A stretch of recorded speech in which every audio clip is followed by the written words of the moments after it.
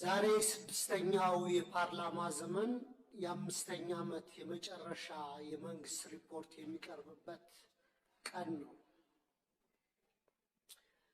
ላለፉት 5 ዓመታት ገዢው ፓርቲ የሚያጸድቃቸውን ህጎችና ፖሊሲዎች በጭፍን ሳልደግፍና በጭፍን ሳልቃወም ህዝባችን የሚገረፍበትን አለንጋ እያየሁ ድምፄን ሳላጠፋ የመንግስት አሰራሮችን ያለማወላወል ስተች እንዲሁም ለሀገሬ ይጠቅማል ያልኩትን ሀሳብ ሰነዝር ቆይቻለሁ።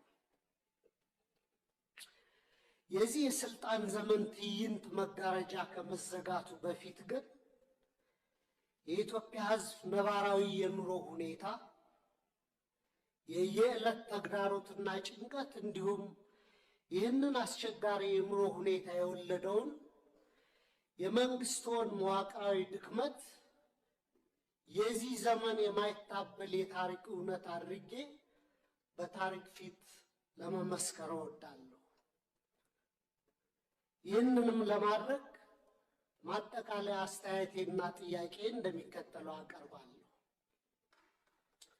1. የ5 ዓመቱ የኢትዮጵያውያን ተግዳሮቶች። ክቡር ጠቅላይ ሚኒስትር ላለፉት 5 ዓመታት የኢትዮጵያ ህዝብ የከፈለው ዋጋ እጅግ የበዛና ከባድ ነው። እርስዎ ስልጣን ላይ ሲቀመጡ የገቡት የሰላምና የብልጽግና ቃል ኪዳን ነበር። በተግባር ግን ያየነው ተገላቢጦሹን ነው። የሰሜን ኢትዮጵያ ጦርነት ያስከተለው አስከፊ ሰብአዊ ውድመትና ጠባሳ ሳይሽር ዛሬም በአማራ፣ በኦሮሚያ፣ በጋምቤላ፣ በቤንሻንጉል ጉሙዝና በሌሎችም አካባቢዎች የሚታዩት ቀጣይነት ያላቸው ግጭቶችና ጦርነቶች፣ ብሔርና ሃይማኖት ተኮር ጥቃቶች፣ እገታዎችና አለመረጋጋቶች የዜጎችን የመኖር መብት ነፍገዋል። በቅርቡም ከትግራይና ከኤርትራ ኃይሎች ጋር የሌላ ጦርነት ስጋት አሳሳቢ ደረጃ ላይ ደርሷል። በፖለቲካው መስክም የፖለቲካ ምህዳሩ መጥበብ፣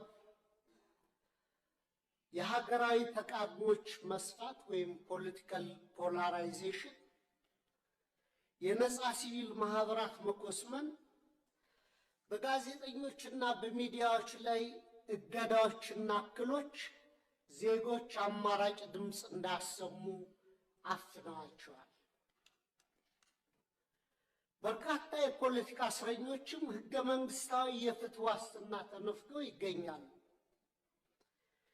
ይህ አጠቃላይ የሰላም የጸጥታና የፖለቲካ ውድቀት የፓርቲው የተሳሳተ ፖለቲካዊ ፍልስፍናና ብሔራዊ አንድነትን በተግባር ማምጣት ያቃተው የመደመር ትረካ መዋቅራዊ ስብራት ውጤት ነው።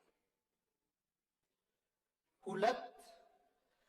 ስልታዊና መዋቅራዊ ስህተቶች። መንግስት የችግሮቹን ስራ መሰረት ትቶ ምልክቶቹን ብቻ የመቀጥቀጥና በቁጥር ጨዋታ ህዝብን የማደናገር አካሄድ እየተከተለ ነው። በተላከልን የመንግስት አፈጻጸም ሪፖርት ላይ የሀገሪቱ ኢኮኖሚ በ2018 በጀት ዓመት 10.2 እንደሚያድግ፣ የግብር ገቢ 1.5 ትሪሊየን ብር መድረሱን፣ የሸቀጦች የወጭ ንግድ 11 ቢሊዮን ዶላር ማስገኘቱንና የውጭ ሐዋላ ፍሰት 7.7 ቢሊዮን ዶላር መድረሱ ተገልጿል።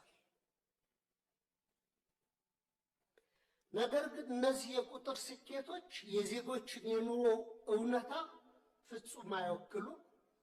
እንዲያውም መሬት ላይ ካለው እውነታ ጋር በጽኑ ይጋጫሉ። ምክንያቱም አንደኛ የኑሮ ውድነትና የዋጋ ግሽበት ከገቢያችን ጋር አልተመጣጠንም። ሪፖርቱ እስከ ግንቦት 2018 ዓ.ም አጠቃላይ የዋጋ ግሽበት 13.4፣ የምግብ የዋጋ ግሽበት ደግሞ 15% ደርሷል ይላል። ይህን ግሽበት ለመደጎም መንግስት 379 ቢሊዮን ብር ማውጣቱ ቢገለጽም በተግባር ግን ባለፉት ዓመታት የተተገበረው የማክሮ ኢኮኖሚ ማሻሻያ ዝቅተኛውን የማህበረሰብ ክፍል ለከፋ ድህነት በዳረገበት ሁኔታ ላይ እንገኛለን። ማሻሻያውን ተከትሎ የመጣው ሰማይ የነካ የዋጋ ግሽበት በሚሊዮኖች የሚቆጠሩ ዜጎችን የመግዛት አቅም ሙሉ በሙሉ አሳጥቷል። ይህንንም ተከትሎ ቋሚ ደሞዝ የሚከፈላቸው የመንግስትና የግል ድርጅቶች ሰራተኞች፣ ዝቅተኛ ገቢ ያላቸው የከተማ ነዋሪዎች፣ አነስተኛ ነጋዴዎች፣ አነስተኛ ይዞታ ያላቸው አርሶ አደሮችና አርብቶ አደሮች ወገኖቻችን በስውር ረሃብ ውስጥ ወድቀዋል። የቤት ኪራይ ከአብዛኛው ዜጎቻችን ወርሃዊ ገቢ በላይ ሆኗል። በአሁኑ ወቅት በሀገራችን መካከለኛ የሚባል የህብረተሰብ መደብ ጠፍቶ ጥቂት እጅግ የበለጸጉና አብዛኛው በድህነት የሚማቀቅ ሁለት መደቦች ሆነዋል። ሌላው የተደበቀ የሀገር ውስጥ ዕዳ መኖሩ በሪፖርቱ መረጃ መንግስት በበጀት ዓመቱ 1.13 ትሪሊየን ብር ብድር መልቀቁንና 91% የሚሆነውም ለግሉ ዘርፍ የተሰጠ ነው ይላል። ክቡራን የብሔራዊ ባንክ ገዥና የፋይናንስ ሚኒስትርን በተደጋጋሚ ላለፉት ዓመታት መንግስት አንድም ሳንቲም የንግድ ብድር ኮመርሻል ሎን አልተበደረም እያሉ ይናገራሉ። ይህ የውጭ ንግድ ብድርን ብቻ ነጥሎ በማየት እውነታውን የማደብዘዝ አካሄድ ነው። መንግስቱ በግምጃ ቤት ሰነድ እና በሀገር ውስጥ የዕዳ ዋስትናዎች አማካኝነት ከሀገር ውስጥ ባንኮችና ተቋማት በቢሊዮኖች የሚቆጠር ብር እየተበደረ መሆኑንና ይህም የሀገር ውስጥ የዕዳ ሸክምን በከፍተኛ ደረጃ እንዳናረው እና የግሉን ዘርፍ ብድር እንዳጣበበው ለምን ተደበቀ?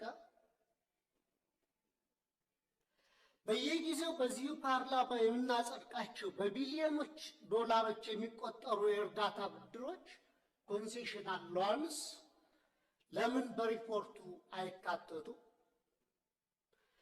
የዕዳው ምንጭና አይነት መለወጡ ዕዳው መኖሩን ያስቀራል ወይ?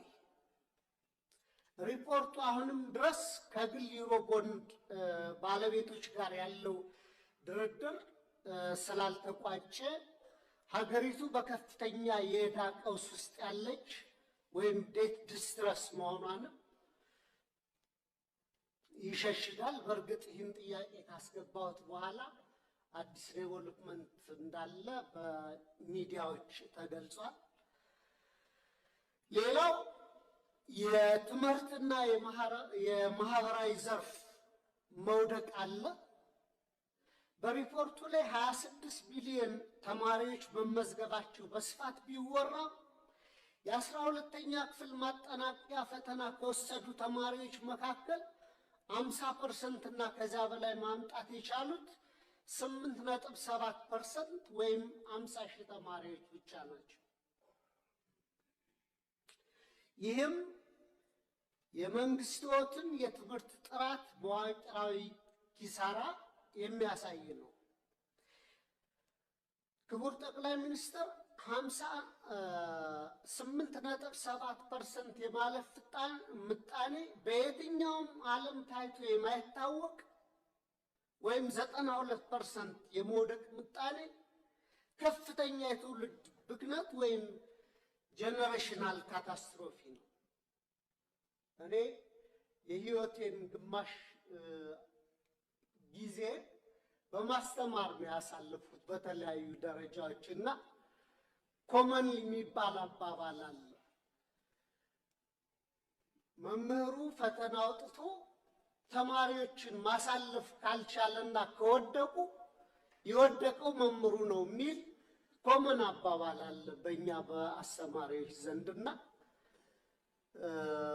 ይህን ያክል 92% የመውደቅ ምጣኔ ካለ እኔ ወድቋል ብዬ ማስበው ትምህርት ሚኒስቴር ነው።